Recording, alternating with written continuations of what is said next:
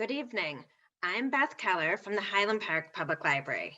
On behalf of the 11 libraries hosting tonight's event, we would like to welcome you to Domestic Thriller Night, an evening with Megan Miranda and Shari Lapena in conversation with Mary Kubika. Tonight's special program is presented by a partnership of your public libraries and is hosted by Algonquin Area Public Library, Arlington Heights Memorial Library, Deerfield Public Library, Glencoe Public Library, Highland Park Public Library, Lake Villa District Library, Mount Prospect Public Library, Niles Main District Library, Schaumburg Township District Library, Vernon Area Public Library, and Wilmette Public Library. Tonight, best-selling authors Megan Miranda and Shari Lapena will discuss their new books, Such a Quiet Place and Not a Happy Family. Congratulations to you both on your new books. We're so lucky to also be joined by best-selling suspense author Mary Kubika, who will be moderating tonight's conversation. 3 independent bookstores are supporting this event with online book sales: Barbara's Bookstore in Vernon Hills, Book Bin in Northbrook, and the Bookstall in Winnetka.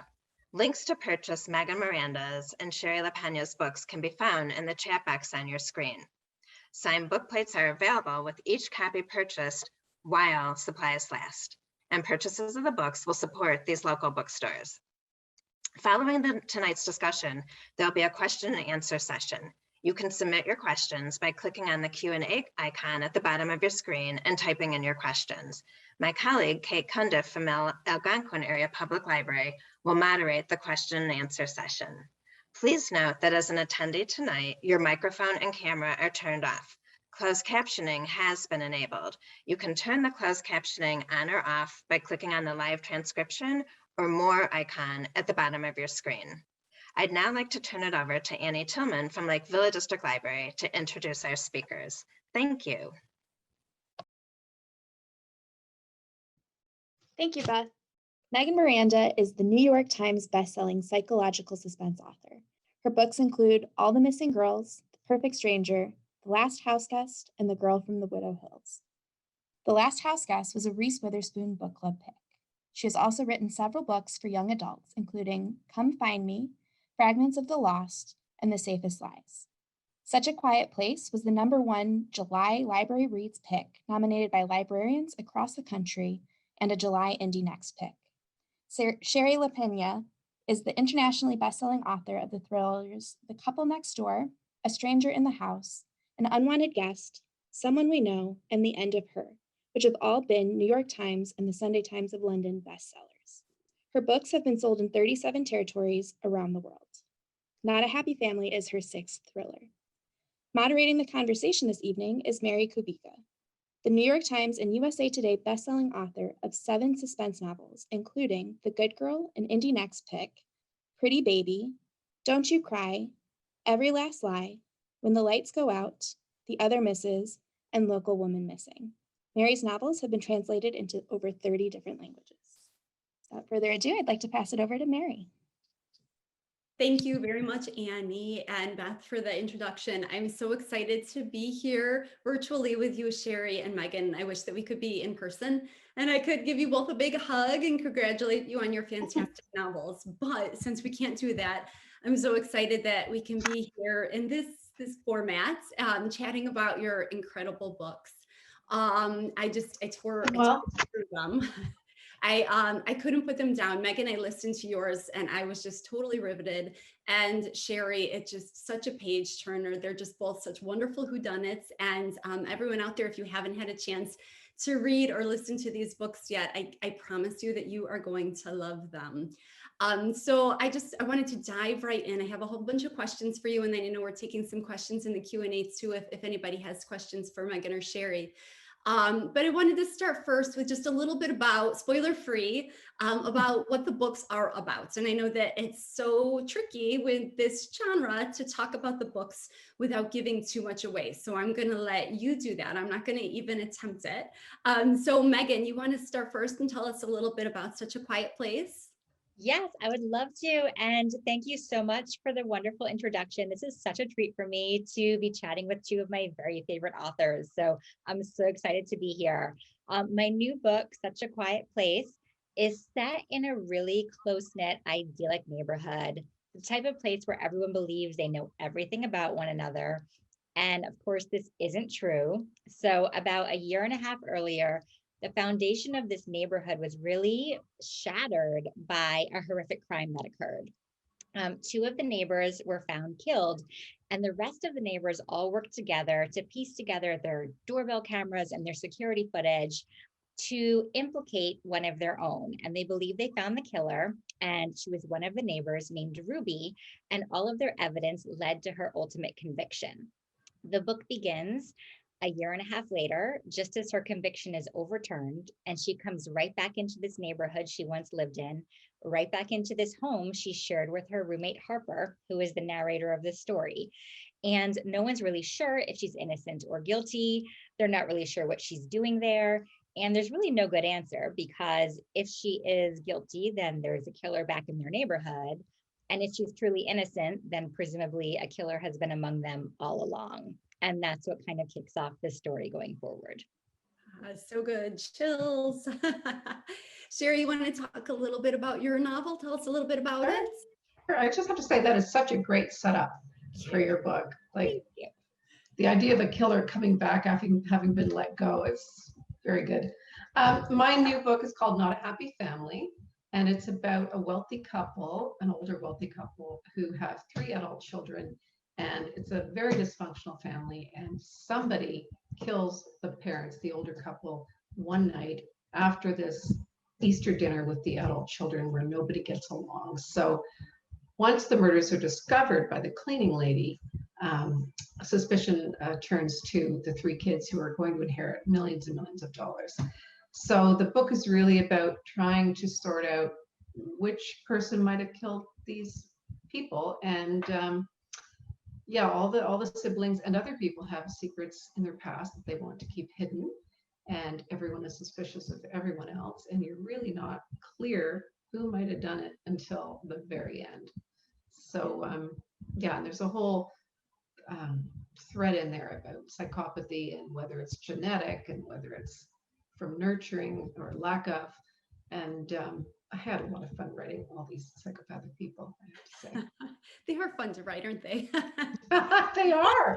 They're the best. Yeah. And I mean, both of these setups are just fantastic. And I mean, the books just move so fast. You know, as a reader or listener, you're just on the edge of your seat, just trying to figure out who did this. And one of the things that struck me about these 2 books is that the suspect pool it's pretty small. It's pretty contained, you know. Megan and yours, you know, we're in this neighborhood, and with this, it's a tight-knit neighborhood. Everybody seems to know everything about everybody, you know, and so they're starting to look at one another suspiciously and wondering who they can and cannot trust. And Shari in Not a Happy Family, it's the same, you know. We have these siblings and their spouses, and it's the same, you know, that we're assuming that somebody in the family has done something to the parents, presumably, and you know, who can we trust, who is lying, and it's so fantastic. And all of the different characters that we hear from, whether, you know, first person if they're a narrator, or you know, just that we get to know through the pages of these books, they're so distinct. Every single one of them really leaps off the page, and they're memorable. So Shari, do you want to talk a little bit about, and then we're going to come back to you, Megan, but talk a little bit about what it was like developing these characters. Did you know from the beginning who the characters were going to be in this novel, or did that kind of, you know, grow as you wrote the novel? You know, I never really know much about my book when I begin. So I start with just a basic idea. And I wanted to have a larger family this time rather than just the husband and wife. And I was interested in looking at adult siblings and parents and children relationships. And I knew I had to probably kill the parents and then have the kids wanting the money. So that's really all I started with. I didn't, the other thing I started with was I liked the idea of, you know, I read somewhere, and I've read a few times, that sometimes very successful self-made businessmen are actually psychopaths. And I've always found that a really interesting idea. And so I've got this character, Fred Merton, who was a self-made good billionaire, and he's got a lot of psychopathic traits. And then there's the question of, does he hand down these psychopathic traits genetically to his kids? And or is it this dysfunctional way they grow up that makes them the way they are? But so when I started, all I really knew was I was going to have a murdered couple with a bunch of adult siblings who wanted money. And I thought the father, the patriarch of the family, was probably going to be a psychopath. And other than that, I didn't know a thing. I didn't know how many kids, or I didn't know anything with the wife. I didn't know how the murder was going to happen.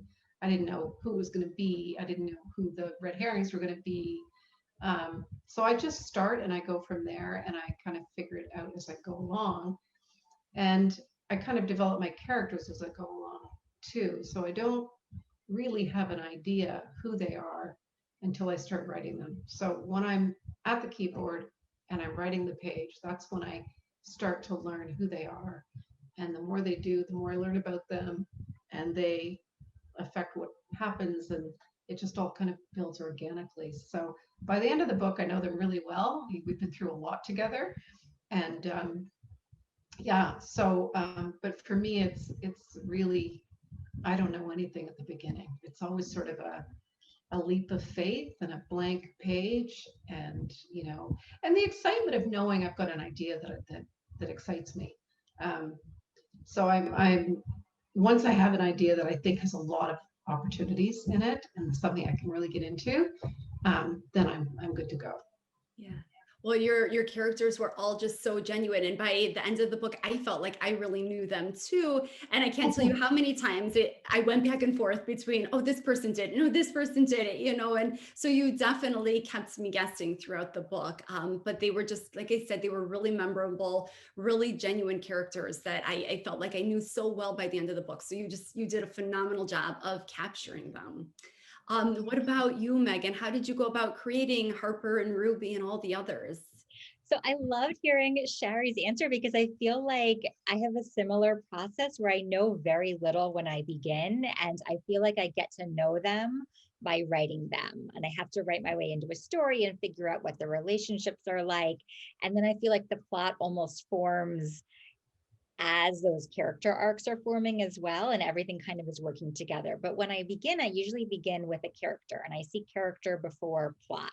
And I usually see, I write first person, and it's usually the narrator who I see first. And this was not the case in this book. The first character that I kind of felt like I knew was Ruby. And she's the character who comes home after being convicted and kind of shakes everything up. And kind of instinctively, I thought, well, this feels like Ruby's story, but also Ruby knows whether she did it or not. And I really wanted to kind of have that perspective of somebody who didn't know. And you're sort of seeing this entire cast of characters as suspects, that anyone had a motive, anyone could have done it. So I started with the idea of Ruby, who's the type of character who would choose to come back to this place that had convicted her. I feel like if it were me, I would be like, I'm never going back there. But she does. She goes back, and you kind of wonder, why is she there? And so I knew I wanted to tell the story from her roommate's perspective. And I feel like that dynamic really kind of set the tone for the book. They're very different characters. Harper has always seen Ruby sort of like a younger sister, somebody she's looked after, but Harper has always been the more stable personality. I feel like she's not the one who would have been like, guys, we're going to solve a murder and I'm going to lead the charge. But she's put in the position where she really has to become that character. And when I was kind of forming like this street of suspects, I was really interested in this idea of this close-knit neighborhood. And one of the things that's unique about it is it's not only people who live together and you kind of see that layer of one another, they also mostly all work together. So it's set in a college town, and there's not other industries in the area. So pretty much everyone there either works for the college in some way or one of the surrounding school systems, and they're all kind of home for the summer. And I was really interested in this idea of things from work following you home and vice versa, that this place that was so idyllic and seemed the perfect place to live suddenly also becomes inescapable because rumors from school follow you home. You couldn't just come home and kind of like shake that off and see your people who know you a different way. It was like they were just so entrenched in one another's lives. But that also helped me develop the cast, because I was thinking, Okay, so what kind of roles can people have in a school? And so we have people who work in admissions and people who are professors, but also people who work in healthcare and security. And it kind of gave a different role to everyone in the neighborhood as well. So it was kind of fun to develop the characters along those lines. Yeah, absolutely. And I mean, both of these scenarios, they're just so close knit. And Megan, I loved Harper. I loved, hearing her perspective because we're on this journey, this mystery with her throughout the book. And so we're kind of in her head and we're hearing all of her thought processes and trying to solve this mystery right along with Harper. And Ruby is such a bold, interesting character. I mean, the first scene, and I'm not going to spoil anything, but when she makes her return, I was like, what is happening? And, trying to feel what Harper would feel in that moment. So I think that you captured these characters so phenomenally. And so again, for all of you out there, if you've read it or haven't read it yet, or you're looking forward to reading it, just these characters are just so great to just kind of lose yourself in and hear their story. The setting was another thing about both of these books that really captured me. And again, this is another place that I thought they were quite similar, and that both of the communities that you're describing are not places that you would expect some murder to happen. And I feel like you can see it like right on the cover of these books. They're just like these beautiful home over here in this picturesque community on Megan's cover. These are middle upper class neighborhoods, and they are just so idyllic and peaceful communities, and not a place that you would expect a murder. So so talk a little bit about that, Megan. What made you want to set this mystery, this murder in such a peaceful community? Yeah, so I love like how both of our covers and themes do. I feel like they both pull on that element a lot. And it's a theme I'm just fascinated in. I feel like I love small town settings in general. And all of my adult suspense are set in these small towns. And I'd been interested for a long time about pulling those boundaries even tighter and seeing if I could just set like a mystery or a thriller within a neighborhood, and how technology somewhat makes that possible if you're seeing everyone who comes in and out, and suddenly you get this sort of locked box. And I also feel like I'm always setting books near woods or water. And I feel like this is like an aspirational thing for me because I just love being near both. And so in this case, I set it near both. Like it's a neighborhood, you're in suburbia, but you cross the street and suddenly you're in the woods and you're right on the lake. And I feel like there's just so much you could do with that type of setting where it is an idyllic place. Everyone wants to live. They feel like they have the best of both worlds. But it's also that kind of, I love playing with that boundary of like suburbia and then also what can be hidden just under the surface. You cross the street, you're in the woods, you're in the lake, there's a drought and the water starts to recede and suddenly what's coming back to the surface. So I just feel like there's just so much you can do with those types of settings.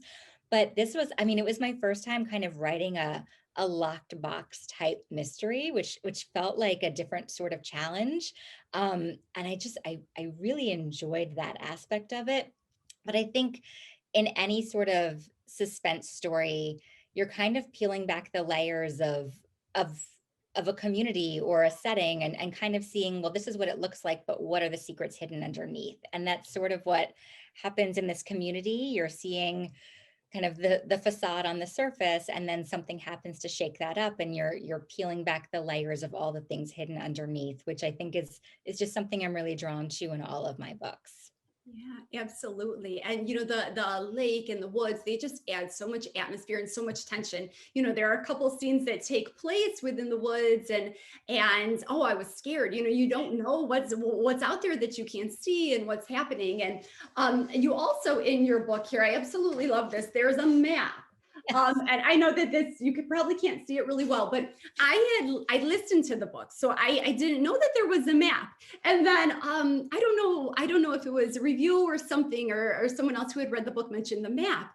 And so I went and I looked and found it, and I was so excited because it's just it's so cool to be able to see it, visually there and be like, oh, that's where so and so lives, and to really have that visual of it. So I have to ask, was the map your idea? So I love this map story because it was and it wasn't. So when I turned to my first draft, my editor said, I feel like you drew a map to this because so much of the story has to do with who is seeing which piece of evidence. And one of the first scenes is Ruby walking down the street and saying, Harper saying that neighborhood, that house had that piece, that house saw that. And I said, oh yes, I have a map. And she said, well, we'd love to incorporate that if we can, like, let's think about how to do it. So when I sat down to do my second draft, in my mind, I had that this was sort of the piece of evidence that the cop who lived in the neighborhood would have sort of presented in the trial to show this is where everybody lives and this is their piece of evidence. So it became kind of an organic piece of the story. So they were like, we'd love to see your map. Like, can you send it to us? I was like, yes, it's not good. And they're like, no, that's fine. But it was like the size of the sticky note. Like, it was like, circles for houses and like a line that said road and trees. And they turned it into this amazing, like, that's to me what Hollow's Edge looks like. Yeah, I love it. I love it. It's so if you're somebody like me who's listening to the book, make sure that you get a physical copy or look at a physical copy and see the map, because I loved it. It was great. It was really helpful, and it just really helped me to place where everything was. So I love that. And Shari, Brecken Hill, tell me a little bit about it. I mean, it's a very upper class neighborhood. And so why did you decide to set this murder in this neighborhood? And is it based on any real place, or is it completely fictional? It's not based on any real place. I wanted to make these very, very wealthy people. So I invented an enclave that's sort of like Rosedale in Toronto, but it's not Rosedale in Toronto. It's just like that, where they have $1 million homes, and it's all very beautiful and very set back. So there's a lot of privacy and very sort of elitist. And I wanted to have that sort of family that was very wealthy and very private, like that old WASP family that was didn't want anyone knowing their business, because this family has a lot of secrets to hide. And I liked what Megan said about the facade, because I think you and I are both very similar in how we look at things, right? And yeah, it's about the facade of, oh, this beautiful, wealthy neighborhood, and everyone has a beautiful home and a beautiful life and my beautiful children. But you rip it away, and it's like, oh, it's just a viper's nest of horribleness. And so it's a similar thing. It's not a closed room mystery, so to speak, in the same way that maybe Miranda's is, but it's a family story. It's an extended family story, and there's a lot of collateral damage with the spouses of the kids, and so it's a close-knit family. Well, I shouldn't say they're close-knit, but it's a family, and they're all connected, and yeah, it's all very very complicated and not happy, and I love to dig underneath that and see how people really feel. Like, I like to see how the parents really felt about their kids, and they weren't very happy with them, and right or wrong, they were very disappointed in their children. And so there's a whole angle of how much do parents really get to determine who their kids are? Like, they shouldn't be determining who their kids are, and their kids resent them for it. And yet the kids have expectations of inheriting a ton of money, and the father starts to say, you've disappointed me, you're not going to get this money.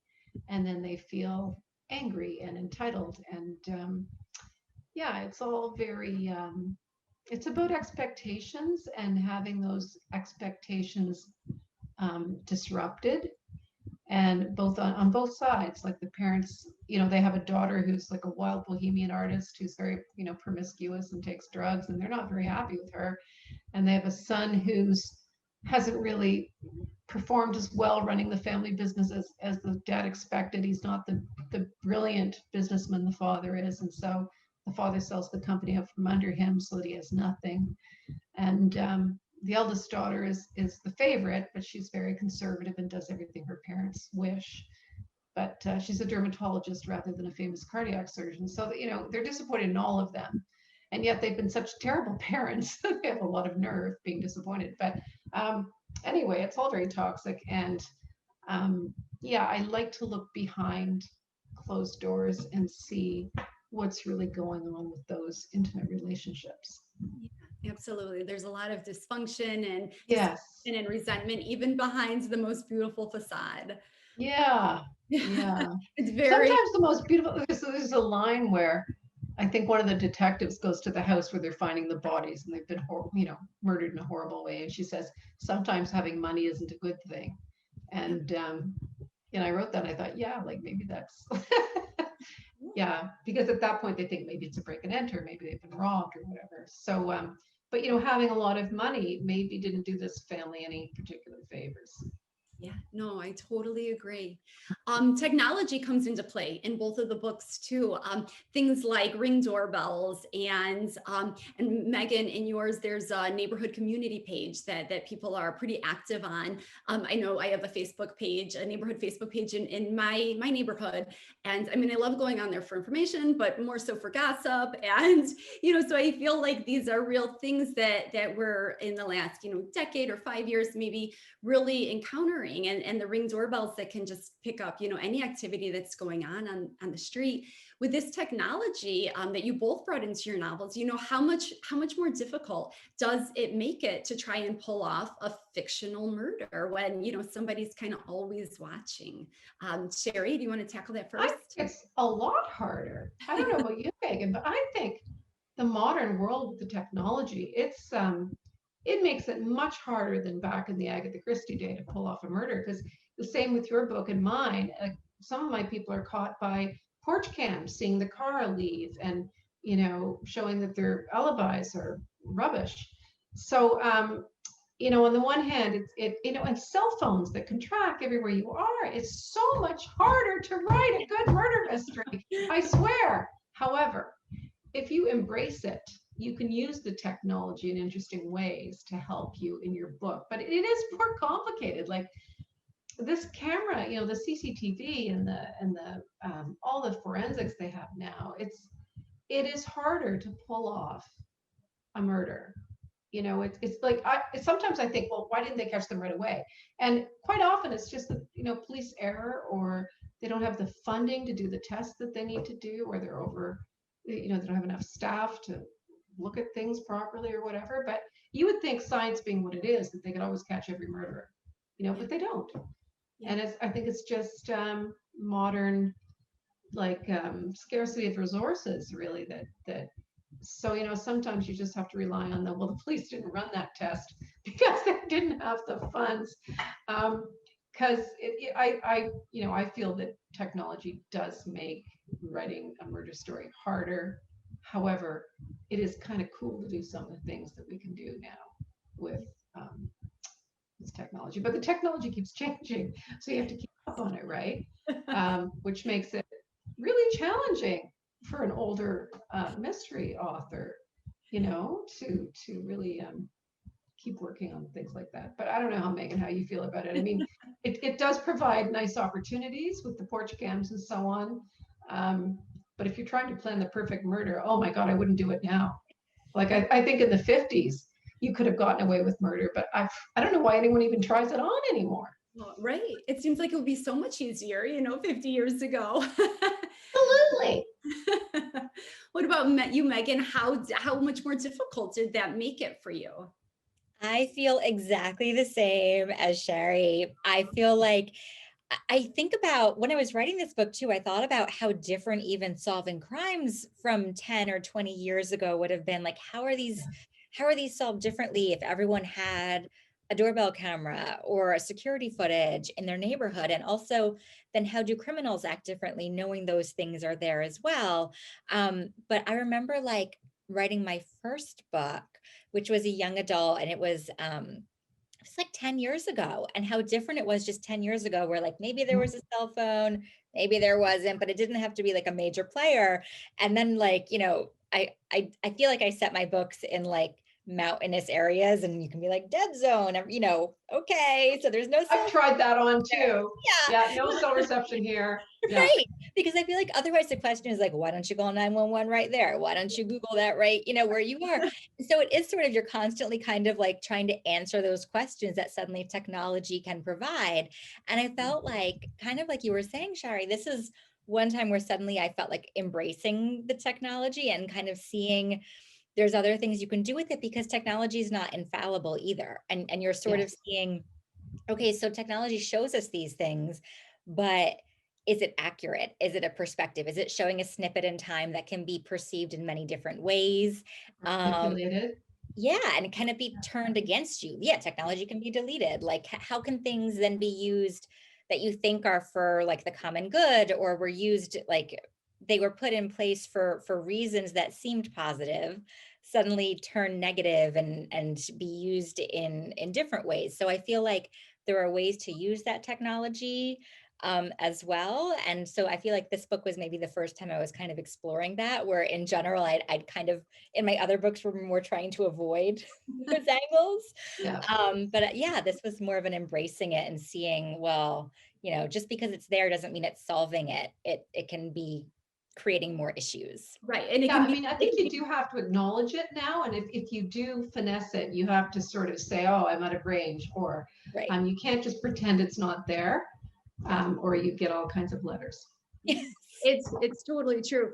And the technology, you can use it in a like somewhat misleading way too, because some of the things that, for example, you're picking up on the doorbell cameras, you know, your people are left to like judge, you know, what they think they're seeing and what they think is happening, but we don't know if that's entirely accurate, if there's more to it than meets the eye. So there's still, you know, a lot left for the reader to try and decide. And I love the way that you both embrace technology, because I too am of the mindset like, let's just try and avoid it as much as we can, because it makes it too difficult to try and pull these murders off. So I love that you've actually just embraced it and incorporated it in your novels and made it work. Okay, so covers, again, I know I showed these beautiful covers and Megan's got hers there behind her, but I wanted to talk a little bit about cover art and titles for your books. So I know that it varies by publisher, really, you know, how it works for cover design, if you see one, or how involved you are in the process. So do you want to talk a little bit about, was this the first cover you saw? Did you see multiple covers before this one? How involved are you in that process? And kind of the same with the title. Was this a working title that you had for the book, or has it gone through many different variations? Megan, you want to start with that one? Yeah, so I feel like I have to confess that usually, like, I will turn in books that just say like draft, like book 4, because I know my titles are usually not going to make it through. I usually come up with a title very early on that feels more thematic than like, and so titles for me are like a constant conversation. Although this one, I feel like we got to pretty early on. So when I started writing the book, I had called it Hollow's Edge, which was what the neighborhood was. And I knew that wasn't really going to stick. And I remember I was talking to my editor about the book and kind of picked out a line in the book that I said, oh, there's a line where they said, oh, it was such a quiet neighborhood. And she goes, oh, I feel like that's the direction. And so at first we called it Such a Quiet Neighborhood. And then quickly it evolved to, okay, such a quiet street, such a quiet place. And so we did have Such a Quiet Place when we were looking at the cover designs, and they sent me several concepts, and this was one of them. And I think we all knew immediately, like, yes, like we all were like, that's the one, that's right. I love how it feels like you're seeing everything because it's this aerial view, but actually you're seeing nothing. And so I just felt like atmospherically, it fit perfectly. The cover department at Simon & Schuster, I feel like they just nail it every time. And I'm not someone who's a very visual person who can give the ideas beforehand, but they sent it to me and I'm like, yep, that's it. Like that's the right cover. It's perfect for the book. So been very fortunate with the covers for these books. Yeah, I love it. I mean, the colors, you have to be totally drawn to the covers the minute you lay eyes on this book. And like you said, you're seeing something without really seeing something. Yeah. And just, I mean, it's so beautiful and idyllic, but you know that there's more going on beneath that. And I love the title. And I love that moment when you're reading a book and you come across, you know, the title in there, or, you know what inspired the title. And so that was a moment that I had when I was listening to your book, and I it just jumped out to me, and I was like, oh, that's so perfect. So I love it. Shari, what about you? How did the title and the cover artwork kind of transpire? I find titles very, very difficult. It's usually my team that figures out the title. And I think the hardest thing about titles is I can come up with great titles, but they're all taken. So every great thriller title I think of has been recently used by somebody. So that is, I think, the real challenge of coming up with a good thriller title. So sometimes I came up with Couple Next Door. Sometimes my agent comes up with the title, sometimes my editor comes up with the title, sometimes the head of the company comes up with the title. It's something we talk about for a long time, and we usually go through quite a few. The cover is a little easier. They've got a fabulous cover art department or whatever. And I believe this one for the US cover was the first one they showed us, and we all loved it right off. There's something about the really hot, bright colors, and there's sort of the shadows of people in the house. You can't really see them here, but there's like, you can see people in the house, and it's a mansion. And yeah, I love this right away, and the colors really pop. And so the title and the cover always have to work together, of course. And I'm just really happy that I have people that can do it, because like you, Miranda, I am not a visual person. I never have a suggestion. I don't know, like a dead body. Like I have no clue what should go on the cover. And I come up with, like I said, I come up with great titles, I think, and they're always taken. I Google them immediately, like, oh, that was done, or that was done. So I think I'm lucky I have people that can help me with that. And I also find interesting is that British covers are always very different from American covers. And they always come with great covers too, but they're covers specific to that market, and they're quite different. But I always find it fascinating how different cultures like different kinds of covers, different like looks and feelings and stuff. But yours, Megan, is very suggestive, which I think is what you want in a thriller title. It's like not telling you anything, but it's making you want to know. So that's what you want in a thriller title. And I'm thinking mine kind of does that too. Yeah. I think that they both do. I think they do. You know that there is something more going on, that you can't see, whether it's in this neighborhood or in this home, and you're dying to get in there and find out what it is. So, and they also, I have to say, look so good on a bookshelf together. I mean, don't they? They kind of go. Yeah. So I'm actually going to take a quick step back. And I know, Megan, you were a scientist and a science teacher, right? A high school teacher before turning to writing. And Shari, you were a lawyer and an English teacher. Is that correct? That's right. So did you always love to write, or is it something that you started doing, during your teaching career, or how did that come to be? Shari? Well, aren't you glad you're not teaching during COVID? Like, I'm so glad I'm not teaching during COVID.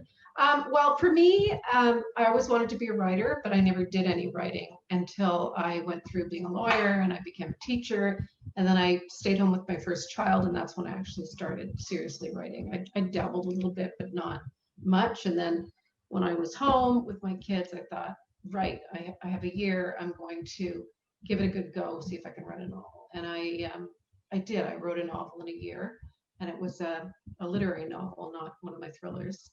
And then I wrote another one, and those did okay. But I really wanted to write a thriller, and I switched over to thrillers. So when I was a kid, it's really interesting to me. When I was about 9, I knew I wanted to be an author, and I wanted to write Nancy Drew books, and then I wanted to write Agatha Christie books, and I just wanted to write mysteries and horse books, and that's what I wanted to do. And of course, I grew up and I became a lawyer and all that stuff. But here I am writing mysteries. Isn't that funny? I mean, it's just so odd. I started off in literary fiction. I went all these detours, law school, teachers college, literary fiction. And here I am right back where I wanted to be at 9, where I'm writing mysteries that I find really fun and I love to read. So you knew what you were going to do from an early age. Yeah. So I tell my kids, what did you really love to do at 9? That's probably what you should be doing. So, I mean, I think if you really want to be a writer, you find your way to it eventually. And I think people who love writing just love to write, whether they're published or not. And I think we all start off writing lots with never being published, or not even having an expectation of being published. So that's just, I think, how we all start off. Yeah, well, your fans are so grateful for your books and your writing, and gosh, you're just phenomenal work, Shari. What about I'm you? grateful because it's a great life being an author. I mean, I don't have to go to work like in an office. I have, there's so much freedom really to being an author. You get your creative life, and you're in control of your time. And I don't like being an employee. I'm just not a good employee. I just like being my own. I like doing my own thing, and I think a lot of writers sort of feel that way. And it's nice to have a creative outlet. I found, when as a lawyer, I was really struggling with not having a creative outlet. Right. Well, and especially if it was something that had interested you since such a young age, it sounds like it was something that you were really destined to do. So that would have been difficult to, have that kind of desire and just that inspiration inside of you and not really be able to do it. So I think it's fantastic that you're able to do this. And I agree with you. There is a lot of freedom in writing, to not have a desk job or go to an office every day. And I'm grateful for that as well. I mean, we work very, very hard. All of us work very, very hard. I mean, we work probably just as hard as anybody working in an office, but it's just we have more control over what we do, which I like. If you're a 5 a.m. writer like myself, you can do that. If you're a midnight writer, you can do that. I'm a 9 a.m. writer. That's very reasonable to me. I'm not a 5 a.m. or midnight. Megan, what about you? Very similar. And I love that all three of us had backgrounds in teaching as well before we were writers. You were a teacher, Mary? I was a high school history teacher. High school English? High school science? Yeah. Oh my gosh. I love this. Oh my gosh. Practically. But I have a very similar story, honestly. Like I grew up loving to read and write. I love Nancy Drew. My mom was a huge mystery reader, and that's what was on my shelves growing up. And I just devoured them. And I loved the puzzles of mysteries. And I always said, I want to be a writer.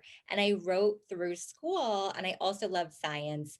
And I decided to take the track to go to college for science because I kind of knew that career path, but I always hoped to write on the side. And the truth is I gave it up for a while. I said I was busy with school, and then I was busy with my job. And then I had kids of my own. And that was when I sort of was like, this is my dream, what I said I always want to do.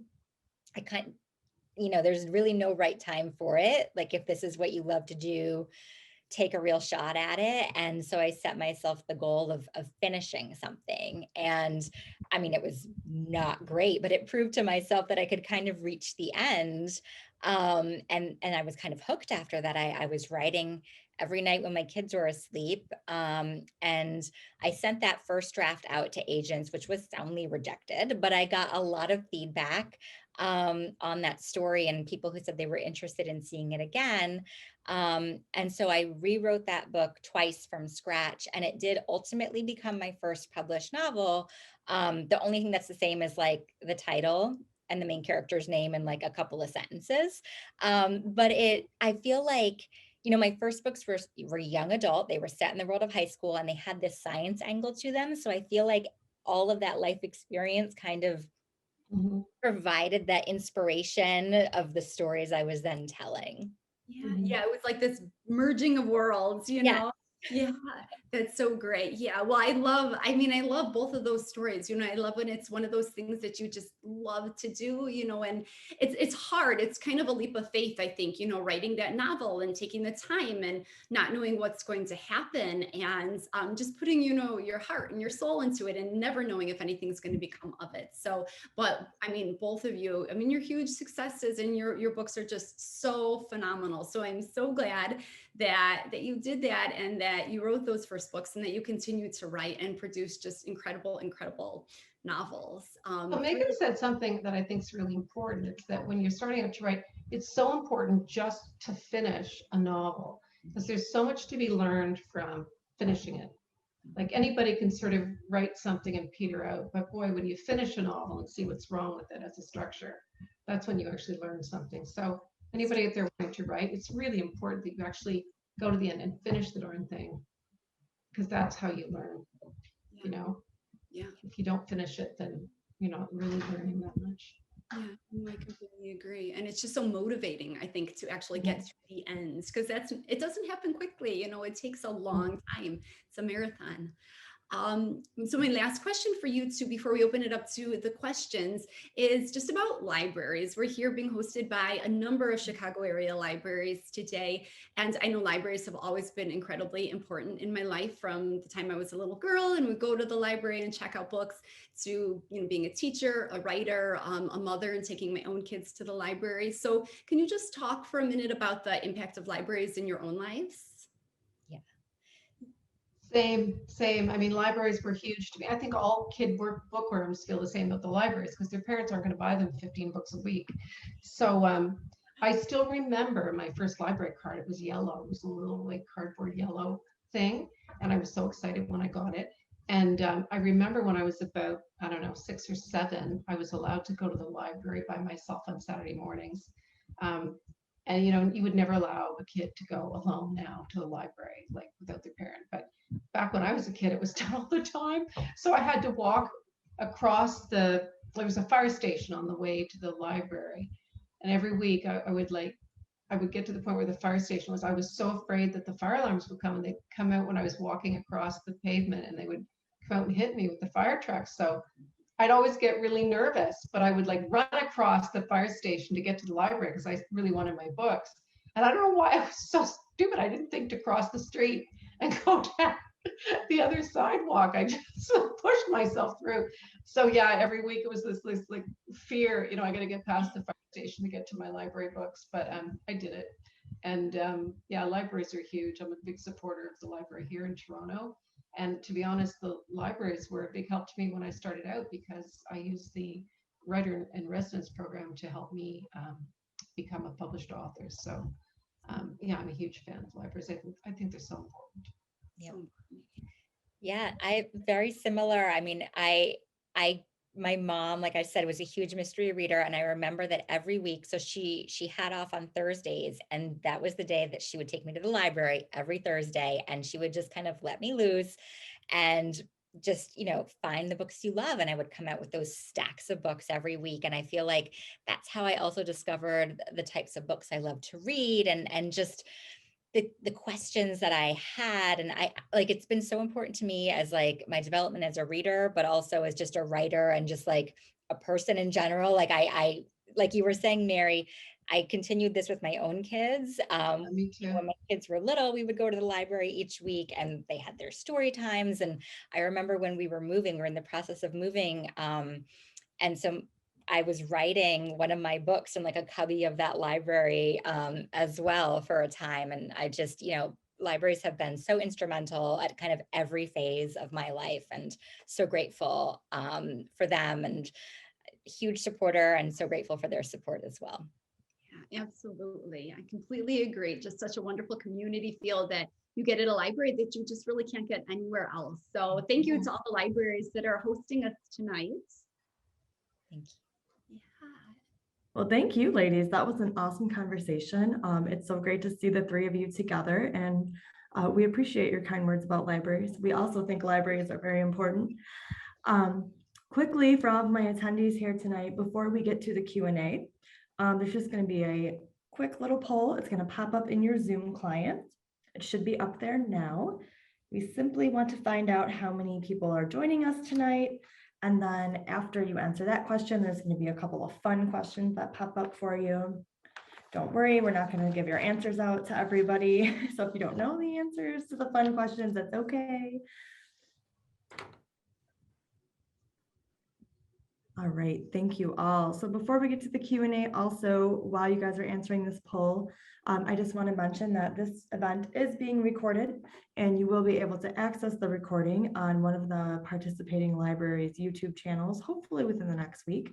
And also, you'll be receiving a follow-up email from Zoom that will include information on the recording as well. So don't worry. If you wanted to watch again, or you wanted to share with your family and friends, you'll certainly get the opportunity. All right, we're going to cruise right along, and I'm going to start asking some questions while you guys finish up your poll. So our first question is, how did the pandemic impact your writing, and will it be present in any of your future works? Well, I'll just quickly say I found it harder during the pandemic to work initially. I eventually got back into my group, but I found it difficult having everyone at home and not having my usual quiet place. And I was very distracted by the news. As far as the pandemic goes in future books, like I deliberately set Not a Happy Family right before the pandemic so that I wouldn't have to deal with it. In future, though, if it goes on for 2 or 3 years, I think it's going to be hard to set a book that doesn't acknowledge it in some way. Whether people just wearing masks in passing or what, it's going to be hard to just not acknowledge it. But I'm certainly not going to write a pandemic book about the pandemic. I'm sick to death of the whole pandemic.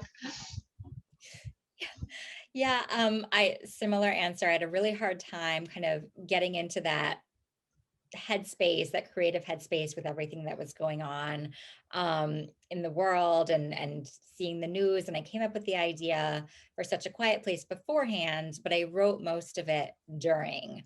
And so there was a time in the spring where I just wasn't really able to access that creative part. And then I think I became a writer more like Mary in the summer. I went to like my 5 a.m. writing before everyone else was up, which is not what my normal routine was like, but kind of finding that the new routines that kind of worked during that time.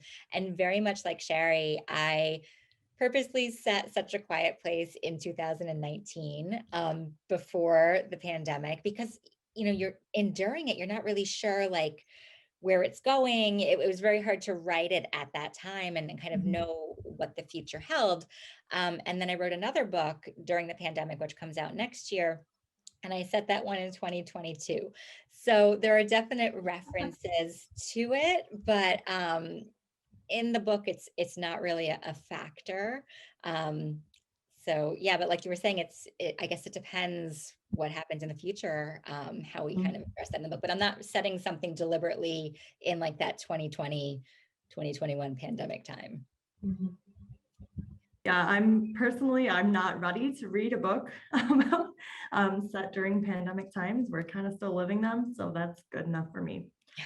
Our next question, if you could travel back in time, what would you go back and tell your earlier writing self now that you are an accomplished and successful mystery author?